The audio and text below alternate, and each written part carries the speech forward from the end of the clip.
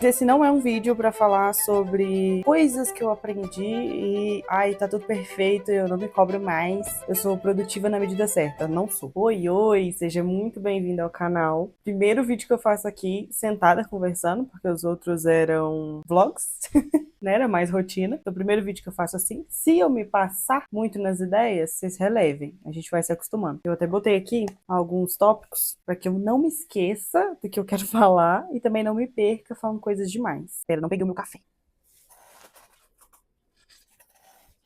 Já viram no título e na capa sobre o que a gente vai falar, né? Esse excesso de produtividade. Primeiro, trabalho em casa. E segundo, esse vídeo tem muito a ver com o que eu falei no vídeo anterior sobre parar a papelaria. Antes de mais nada, eu achava que a produtividade era dar conta de tudo, ou estar com a lista cheia de tarefas, ou nunca parar, porque era o que acontecia. Eu começava a trabalhar tipo 7h30, 8 horas da manhã e ia até 10 da noite. Então, eu acordava trabalhando, ia deitar trabalhando e no outro dia a mesma coisa, e se não fizesse aquilo eu me sentia mal, porque parecia que eu não tava fazendo nada. Eu ainda sinto um pouco disso, por exemplo, dias que eu não ligo o computador logo cedo, parece que eu não tô trabalhando, ou parece que eu não tô fazendo nada. Sendo que às vezes eu tô cuidando da casa, ou eu tô fazendo uma coisa na outra empresa.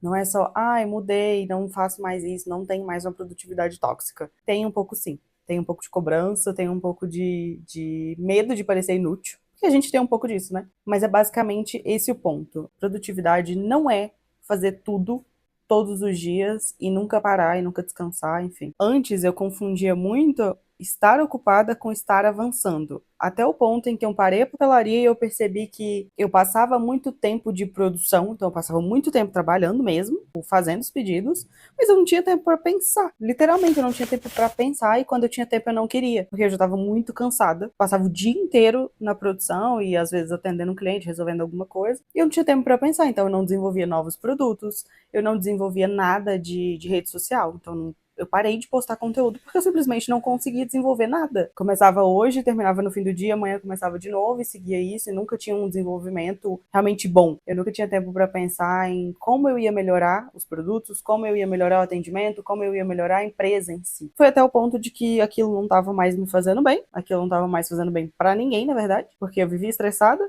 eu vivia cansada, eu não queria fazer nada além daquilo ali. Era no piloto automático, então não estava fazendo bem nem para os clientes, porque aquilo não desenvolvia de uma forma. Lógico que eu fazia bem, eu fazia o máximo que eu poderia, né, com todo o conhecimento que eu tinha, mas eu não desenvolvia conhecimento, eu não tinha tempo para isso. Eu também não tinha vontade nenhuma. Então, a produtividade tóxica me levou a esse ponto. Fora que trabalhar de casa jogou muito na minha cara a falta de limites, que é o que eu tava falando. Eu levantava cedo, não fazia nada por mim, então assim, não secava o meu cabelo, eu não fazia um exercício, eu não tomava café da manhã com calma, nada. Era já acordar e trabalhar e fazer tudo correndo e almoçar correndo e voltar e trabalhar até a hora de deitar. Então assim, não tinha tempo. E aí a minha casa vivia bagunçada, a louça tava sempre na pia, as roupas estavam sempre para lavar. Então trabalhar de casa também jogou isso na minha cara muito forte. Porque é aquilo, né? Eu voltei a trabalhar em casa, na verdade, com expectativa. E aí o tempo passou, foram 3 anos trabalhando de casa, né, na minha própria casa, porque antes eu morava com os meus pais, e aí eu casei e tudo. Então, na minha própria casa, onde eu tinha que dar conta da casa, social, tudo, e do trabalho. Então, ficava meio que esse conflito, né? Entre a expectativa que eu tinha sobre trabalhar de casa e a realidade, que não era nada bacana. Então surgiu a oportunidade, né, da gente começar a trabalhar com outra coisa. Começamos a trabalhar e tudo. E aí eu percebi que eu não conseguiria manter, porque seriam 3 coisas. Seria a papelaria, a impressão 3D e ainda fazendo o digital, né, que era a criação de conteúdo e tudo. Tinha clientes, eu ainda tenho clientes sobre. Então 3 coisas, com certeza não daria certo. Foi aí que eu tive que parar de medir a minha produtividade pela quantidade de tarefas que eu botava na minha agenda, porque às vezes eram tarefas que, assim, não mudaria em nada, não me ajudaria a avançar em nada. Era só o automático mesmo. Aí eu vou fazer isso porque eu tenho que fazer isso e ponto final. E aí eu tive que parar de ver o descanso, o parar final de semana, o parar num feriado, não trabalhar numa virada de ano, que foi o que aconteceu ano passado, ano retrasado, né, no caso, 24 para 2025. Eu tive que reconhecer que isso não é um prêmio. Eu mereço parar. Descansar, ver como é que tá as coisas, ter tempo para pensar, que é uma coisa que não dava. Então, é reconhecer essas pequenas mudanças, né, que a gente precisa fazer para conseguir realmente avançar. Porque senão a gente vai estar sempre correndo em um círculo que você nunca sai do lugar, a sua empresa não avança, você não avança de forma nenhuma, nem como pessoa, porque você não tem tempo pra ser uma pessoa, você tá sempre trabalhando. Aí você começa a pensar que aquilo te resume, de maneira que se eu não tô trabalhando, eu não sou ninguém. Se eu não tô produzindo, então eu sou inútil. Isso é um pouco pesado.